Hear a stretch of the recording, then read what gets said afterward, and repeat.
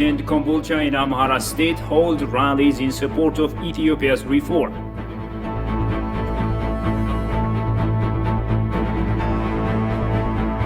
Agency commends diaspora community for the mounting contributions in various aspects.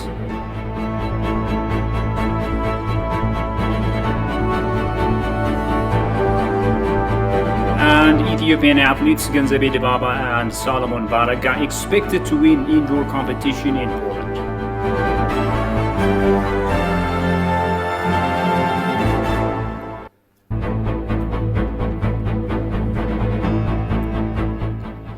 Hello and welcome to Addis News Hour with the news. I'm Shifarao Leko.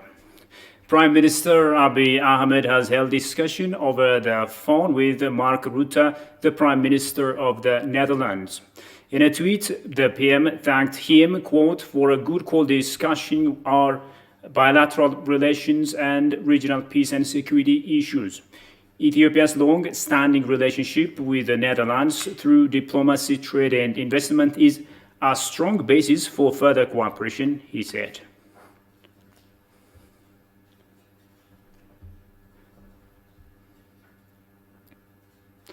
Residents of Dase and Kombolcha towns of Amhara state have held rallies in support of the ongoing national reform under the leadership of Prime Minister Abiy Ahmed. Various sections of the society, including the youth, women, prominent persons, religious fathers, among others, have participated in the rallies. The demonstrators have expressed their readiness to play their part to enhance the peace and unity of the country. They also vowed to work with the government in its effort to protect the sovereignty and unity of Ethiopia.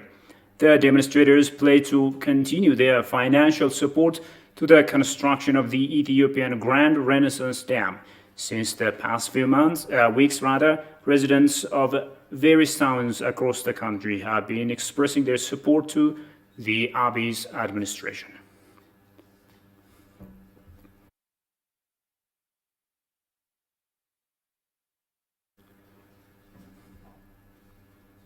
Deputy Prime Minister and Foreign Affairs Minister Dammaka Makonnen is in the capital of India, New Delhi, on his second leg of two nations visit. Dammaka meets with Minister of External Affairs of India to talk about bilateral issues of mutual concern on his four-day visit to India. He is also anticipated to inaugurate the new Ethiopian embassy, chancery, and resident in New Delhi. It is to be recalled that Deputy Prime Minister and Minister of Foreign Affairs Dammaka Makonnen on Monday has attended the inauguration of ceremony of the new Ethiopian embassy building in Ankara.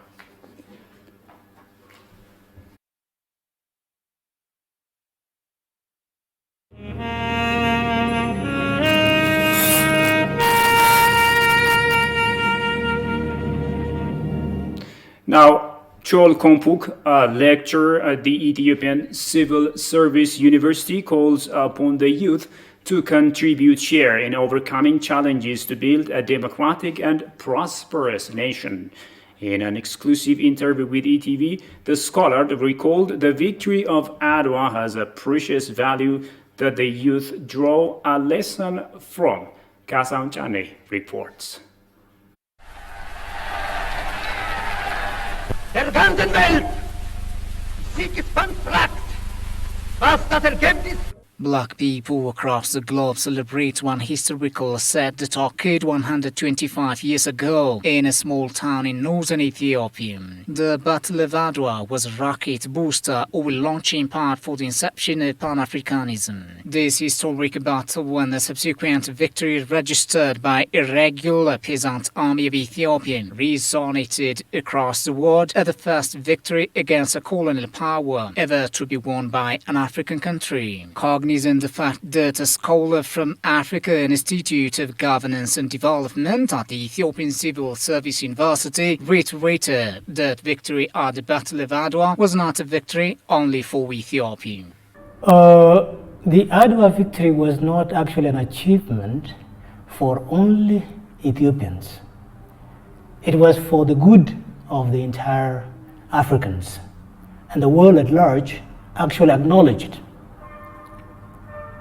And that made it a very significant for the entire world And Africans were actually proud of it because it is an incident that they never expect to happen, but Ethiopians had shown their commitment and unity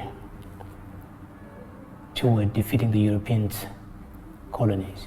Although the battle was fought in Ethiopia, the entire global community of people shares this outstanding victory against a European colonial power that was thought to be invincible. Adwa is not simply a battle where Ethiopians defeated Italians.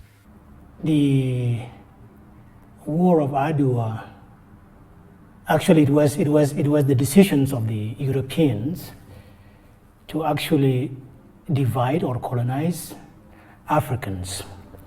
And it was declared in the Berlin Conference, where Ethiopia was actually said to be under the custody of the Italian. And upon that being said, they have actually mobilized of over 20,000 well-trained troops who came and invade Ethiopia.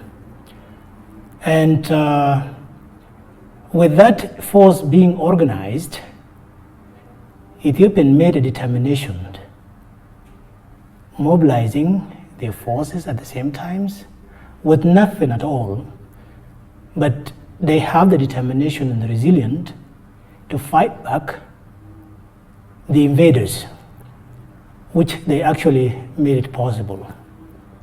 And it was the New York Times that declared to the world as Europeans are defeated by the Abyssinia. And that actually turned the world upside down. It was actually the headlines of the news, all right? And it was done through a poor African man with nothing, but they made it a point that we cannot be forced into something that we do not want it. That's how it came into being, and they managed it. And that's how such invasion did not actually succeed. And Ethiopia is made to be free from such colonialism. The scholar noted that it is also the other side of Ethiopians. No single person can think of Ethiopia without remembering Adwa. Let alone Ethiopian, every African should also mark Adwa, which is African emblem of freedom. Besides, the scholar stated that as indigenous knowledge, it's unique knowledge confined to a particular culture or society, it should be the right thing to keep one's own identity. The indigenous knowledge contributes to the current knowledge. And if there is no any clear line on how we come into surface or how we survive to this level, then it would actually have a negative impact because we don't learn from the past. So our traditions should not be neglected. All right? It is a key. It is a cornerstone for us to move where we are. And we can build upon and succeed in doing so by keeping, not destroying our bases. He also pinpointed that the current generation should overcome challenges to build a democratic and prosperous country by learning from the victory of Adwa that the forefathers who had shown great leadership ability playing a significant role to defend the sovereignty of Ethiopia.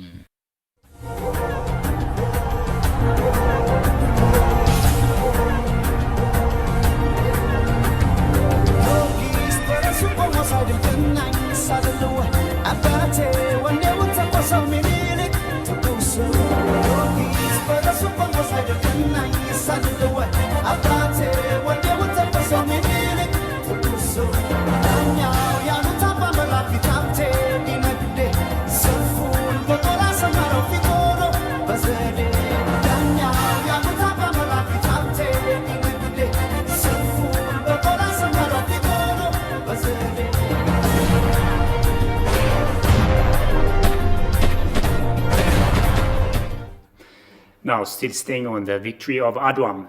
Historians say the victory of Adwa is phenomenal in building winning attitude among the black. They told ETV that Ethiopians and other Africans should emulate the manner the victory was attained to tackle problems that the continent is currently facing. Sintao Tamrat has more on that.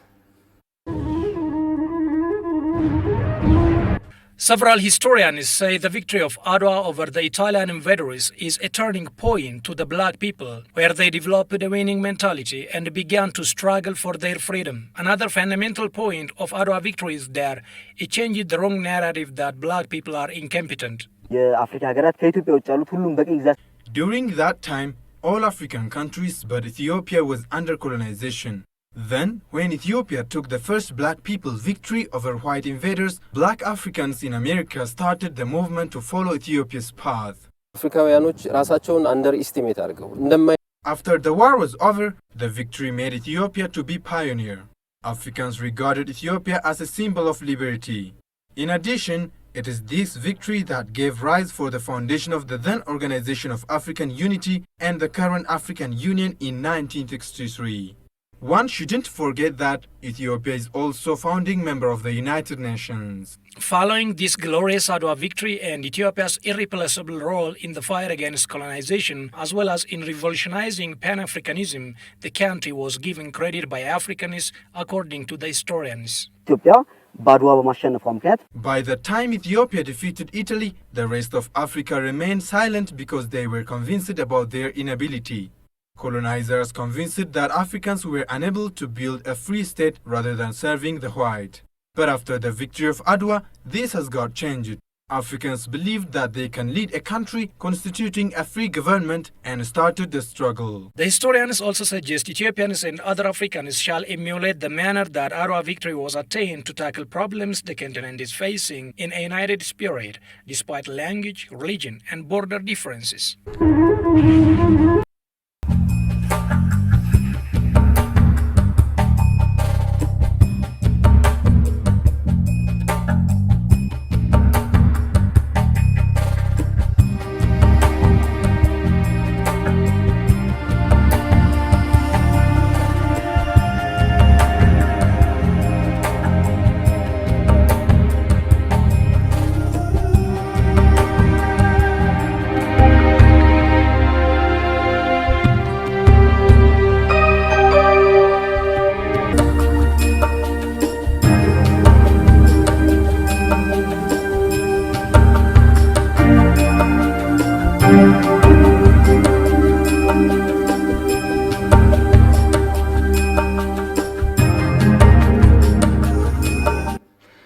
Welcome back. You're still watching Addis News Hour. Political parties operating in the state of Oromia say they are promoting their election symbols to the society. Oromia's Prosperity Party, the Oromo Liberation Front, and Oromo Liberation Movement have talked to ETV concerning their election symbols. Emmanuel Jorge presents the story as follows. Following Prosperity Party's unveiling of its election symbol and manifesto this week, political parties in the Oromia region are promoting their election symbols to the society. A representative of Oromia's Prosperity Party, Faji Chala, said that their election symbol is a light bulb which implies Ethiopia's bright future. Ampuli ifa maddisiisaa jiru yookiin ifaa jiru akka ta'e akka paartii badhaadhinaatti caasan sadarkaan jiru. The symbol of Prosperity Party is a lighter bulb. Chief of our party and Prime Minister have announced the symbol officially. Its connotation is light and heart, which is the opposite of darkness and giving up. Also, light is important for all of us. It pathways dirt and then can get a solution for all problems if he works hard. We want our people to know this. That is the reason behind our preference of the symbol. Akkuma ifa ta'e akkaataa sanaan kan ibsamudha. Representing Oromo Liberation Front, Kajela Merdasa told ETV that temporarily their election symbol is the traditional stick of Oromia Bageda named Boku, and he noted that they will change it as needed in the near future. Akka sirna dhaabaa procedure adeemsa jirutti As a matter party procedure, the chief of the party is supposed to offer election symbol, but party administrators have to choose the election symbol. We knew nothing about it when our chief chose 3 coffee seeds. Then we complained over that, and he changed it into the symbol of Oromia eldest stake, Baku, without consulting us. Even though we were not disagreeing with the latter symbol, but we should rather use as a symbol which can better express Oromo's freedom. When we solve our internal problems, we can either continue with the symbol or choose another one.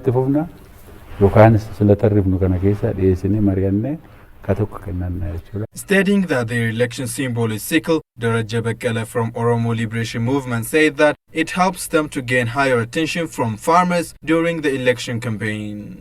Meeshaa qotee bulaa kan ta'e habduu wayii maacidiidha kan keenya. Maacidii jechuun egaa Our symbol is the harvesting tool sickle. Sickle is a tool found in every farmer's house. It can be used for many purposes. Its meaning is we will work closely and together with the people to change the country. Since the sickle serves the farmers, we will work for the people as a servant. nuunis immoo akkasirratti mararfatee waa inni nu ajaju karaa inni nu ajaju adeemu.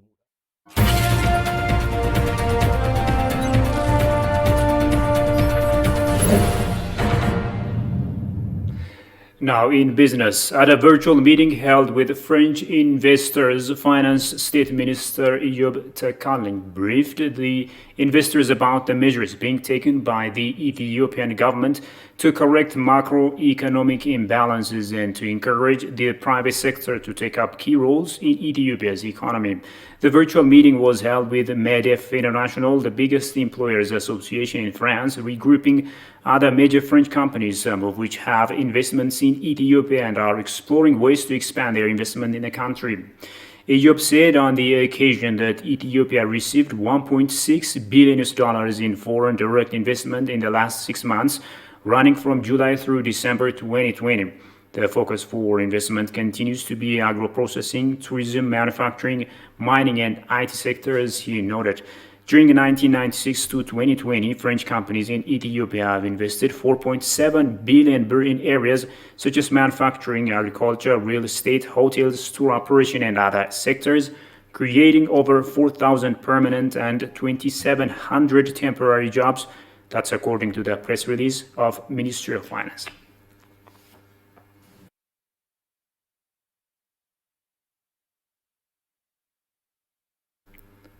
The Director General of the Ethiopian Diaspora Agency, Salamawit Dawit, commends the Ethiopian diaspora community for their mounting contribution in various aspects. She outlined the diaspora community have contributed enormous financial support worth over 1 billion birr. Alula Teklemariam reports. The Ethiopian Diaspora Agency is mandated to facilitate and cement the bond between Ethiopians living abroad in line with the country's national interest. In an exclusive interview with the TV, Director General of the agency, Salamawit Dawit, praised the increasing contribution of Ethiopian diaspora community in Ethiopia's development endeavors. She outlined the diaspora community have contributed enormous financial support worth over 1 billion birr. The diaspora community in Ethiopia, abroad, has been contributing for national development of Ethiopia in general, and also more specifically in particular they've been contributing in national projects of the country. For example, Ethiopian Great Renaissance Dam. They've been contributing for other national projects too. We can mention Gabata Al-Hager and also other national projects. So they're also contributing, for prevention of COVID-19 practice in Ethiopia. They've been really in these 2 years, especially in these last 2 years, they've been very cooperative, supportive, and standing with Ethiopia, Ethiopian nations, So we are so much grateful for what they have been contributing, and it is getting really, it's rising and it's getting high. It's increasing their contribution in national development of Ethiopia. Director General further said that over 800 diaspora investors have already submitted their business plan, of whom 35 companies have already begun operation in the country. They have a proper service now. We did facilitate their investment idea. We advise them, we analyze the project. We tell them the truth, whether this can go well or not, you know, from the very beginning, so that they will not be disappointed later. So now it's getting well, it's getting, you know, we can see the number is increasing. For instance, this year, within these 6 months, more than 900 diaspora has been engaged in trade activities. They get the license and get to the work. And also more than 800 investors has been accepted. We accept their proposals. They submit their proposal, and you know, we process it. We do have a connection with all regions. We do have a diaspora coordination office in every region in Ethiopia. Salamawit noted the communication improvements on the long bureaucratic system that have long been facing the diaspora community, citing the importance of having such institutions. Investment in our country, doing business in our country wasn't easy, especially for the diaspora. There wasn't a proper institution that they can talk to, they can get advice, they can get information, you know. That was a basic problem that we did find out while we are starting this institution before 2 years ago. So I think getting information, proper information about what opportunity do Ethiopia has regarding investment and trade, and you know, that was a basic problem. And also facilitating this investment and, you know, business issues in this country. There wasn't a particular institution like right now. This government, and you know, in this time they answer this question for diaspora. Reports indicate that over 3 million Ethiopians live outside Ethiopia's borders.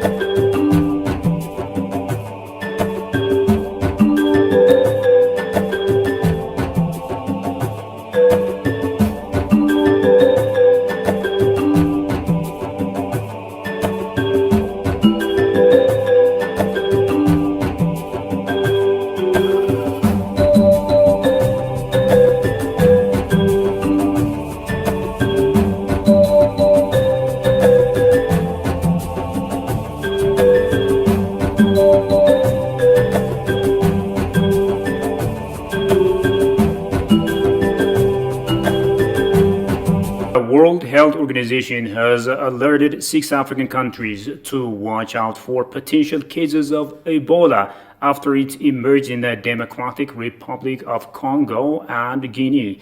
The WHO already alerted the 6 countries around, and including Sierra Leone and Liberia, and they are moving very fast to prepare and be ready and to look for any potential infection.